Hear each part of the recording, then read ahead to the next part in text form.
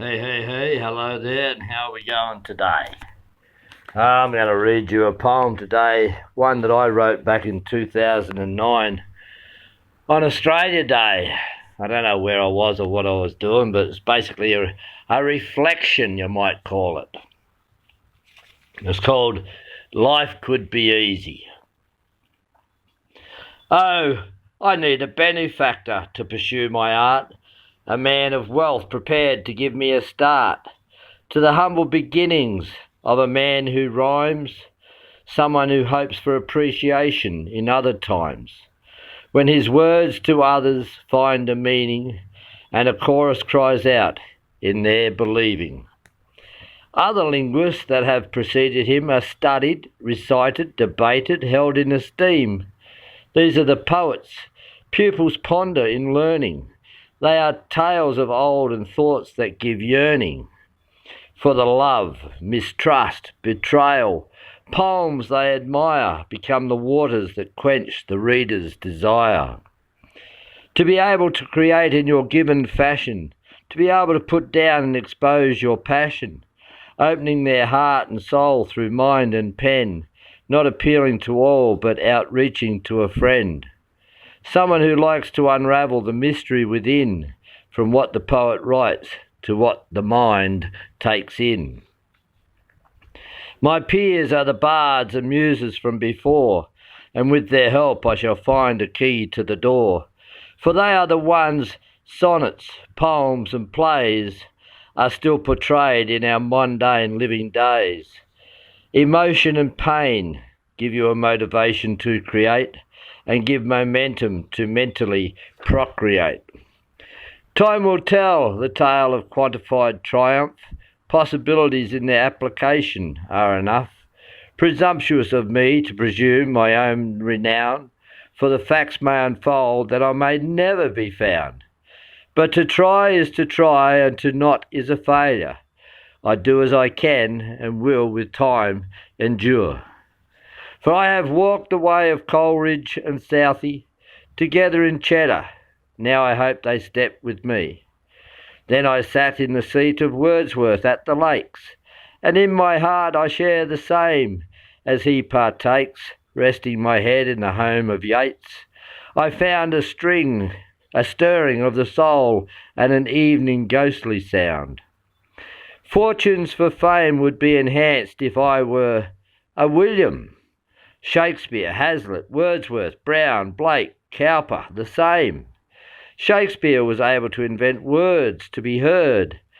Now we can go and Google for a rhyme. It's absurd. But the craft of construction and how it's portrayed is up to the writer and for the reason it's made. Life for those glorious poets kept in their ways, roamed life's experiences, enjoying short stays, lived in solitude without being rude, for inspiration watching nature and its beauty unfold in procreation, sitting on the edge of romance, loneliness and despair, walking up the aisle together, felt in the writer's chair. Love in those times doesn't seem to have changed, but it has taken a turn and been rearranged. Love is out in the open, not secluded to the night, but is put out there and shown for all on sight. Love has become a need for the fractured families that travel by email or SMS, called love with ease. Romance is tied to infatuation from overexposure. Fantasy aspires to take precedence for a new stature. Romance is loosely married to wealth, taken by stealth. Fantasy of the dollar rules the mind for self-health. Romance is multisexual in its attire for those inclined, that morally extends the boundaries of our over-intended design. The new order is out of order in its implementation. When given the vote, we have to fight as a nation. With news on the hour, we know the state of the world.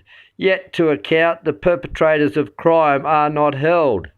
Now the world is transparency, but only a cloud I can see, for the world is changing to one I don't like for me. You're only given so much time to make an impression, and in that time you need to implement a confession, to lay your life on the line, to live for all mankind. For the truth is hard to share. So, can I press rewind? Travel that road again with a friend to share till life's end. Now I know the falls that lay in wait if you pretend. They say life is easier, but they can't afford the time. Life's a rush nowadays and no one gives a rhyme. They forgot manners and pleasantries in their haste. Life's a rush nowadays, we have no time to waste. The children of these children will find it hard to fend. Life's a rush nowadays and we have a new trend. It's takeaways, electronic pays with extended holidays. There is no sport to report as they are on overways. Rhyme coke is in with a chance to absorb the gain in loot. A sugar-drunk of beast nations rolls the earth's axis to boot. Sights that you see are obscene to me in neglect of care, so it's easy to see why there are those who like to stare. This mighty nation of ours is the old melting pot, but it's harmony and assimilation that's been forgot. We welcome you with open arms and a warm embrace, yet you try to dominate and make us your chosen race. We make restitution, but you call it racial exclusion, pushing powers of pleading and talking for inclusion. This is the land of plenty and a home of privilege, and with good guidance we should defend it to our ridge. Those who abuse the land will take from a friend, but for them we must find a hand to extend, changing their mindset on how to be alive rather than taking to survive. There you go. Australia Day 2009, a bit of Phil's philosophy.